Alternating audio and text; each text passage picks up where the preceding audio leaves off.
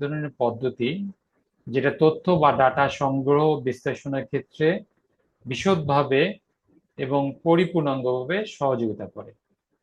আপনি যখন আপনার গবেষণালব্ধ পদ্ধতির ডিজাইন ফ্রেমিং করবেন, এটা অবশ্যই এটার গুরুত্বপূর্ণ এবং একটা অন্তর্ভুক্তিমূলক অংশ, যেটা আপনার গবেষণার একটা ফুলফিল পিকচারাল ইলাস্ট্রেশন বা ডিজাইন ফ্রেমিং করতে সহযোগিতা করে। প্রথমত আমাদেরকে চিন্তা করতে হবে কিভাবে আমরা তথ্য বা ডাটা কালেক্ট করব। অর্থাৎ আপনার এই পদ্ধতি নির্ভর করে ডাটা কালেকশন বা তথ্য সংগ্রহ বা ডাটা সংগ্রহের প্রক্রিয়ার উপর। এই জন্য এই পদ্ধতির মধ্যে অবশ্যই আপনার অন্তর্ভুক্ত থাকবে কিছু প্রশ্নমালা, অর্থাৎ গবেষণা, যে বিষয়ে গবেষণা পরিচালনা হবে বা হচ্ছে সে সম্পর্কিত কিছু প্রশ্নমালা। সে প্রশ্নমালার ডিজাইনিং করার ক্ষেত্রে প্রথমে আমরা চিন্তা করব এটা কি কোয়ালিটেটিভ না কোয়ান্টিটিভ অ্যাপ্রোচে হবে। অর্থাৎ আপনার যে ডাটা কালেকশন বা ওয়ার্ড বা নাম্বার সংখ্যা বা প্রশ্নের ধরন, প্রশ্নের প্যাটার্ন, এর আগে আমরা বলেছিলাম পিকো ফরম্যাট, অর্থাৎ পপুলেশন ইন্টারভেনশন, কম্পারিজন ইন্টারভেনশন, এই রিলেটেড পিকো ফরম্যাট বিভিন্ন প্রশ্নমালা তৈরি করা হয়।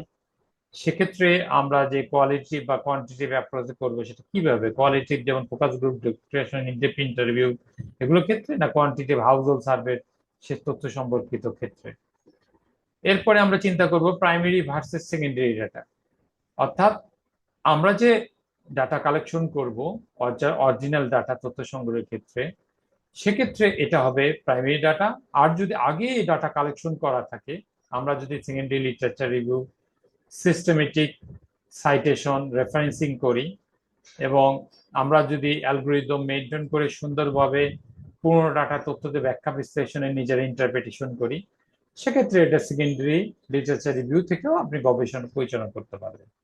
এছাড়া আপনারা যখন একটা ফুল ম্যানুস্ক্রিপ্ট বা রিসার্চ পেপার ডেভেলপ করতে যান, তখন কিন্তু আমার আগে এই রিলেটেড যারা স্টাডিটা কমপ্লিট করেছে সেই বিষয়গুলো সম্পর্কেও আমাকে সম্যক ধারণা বা জ্ঞান রাখতে হয়। সেজন্য আমরা করি কি, গ্লোবাল বা ওয়ার্ল্ড ওয়াইড, তারপরে সাউথ এশিয়ান, এশিয়ান প্যাসিফিক কনটেক্সটে আমরা প্রথম লিটারেচার রিভিউ করি, তারপরে বাংলাদেশ কনটেক্সটে করি।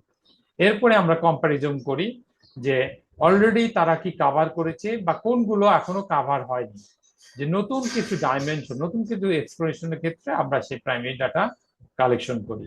আর সেকেন্ডারি সোর্সের ক্ষেত্রে যা আগে যে ডাটা কালেকশন করা ছিল, যেগুলো একটু আগে বললাম, সেগুলো থেকেও আমরা গুরুত্বপূর্ণ লাইন পিক করার চেষ্টা করি, অবশ্যই সেটাকে অ্যাকনোলেজ করে, যাতে প্লেগরাইজমে আপনারা বিপদে না পড়েন।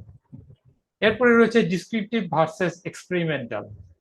আপনি যে পদ্ধতি গ্রহণ করছেন, বা এটা কি অভিজ্ঞতালব্ধ বিষয় না কোনো এক্সপেরিমেন্ট বা পরীক্ষা নিরীক্ষা করে। আমরা যখন কোভিড প্যান্ডেমিক এর সময় যে ক্লিনিক্যাল ট্রায়াল, যে প্লেসিবো বা অ্যান্টিডট বা ভ্যাকসিন যেটা তৈরি হচ্ছে, সেটা কিন্তু টেস্ট ট্রায়াল করতে হয়, সেক্ষেত্রে সেটা কিন্তু এক্সপেরিমেন্টাল। এছাড়াও বিভিন্ন ক্ষেত্রেও আপনারা এক্সপেরিমেন্টাল করে থাকতে পারি। বর্ণনামূলক বিষয় এবং পরীক্ষামূলক বিষয়ের মধ্যে কিছু সুনির্দিষ্ট আহ আহ ইয়ে রয়েছে, পার্থক্য রয়েছে বা বিভেদ রয়েছে। আমরা রিসার্চ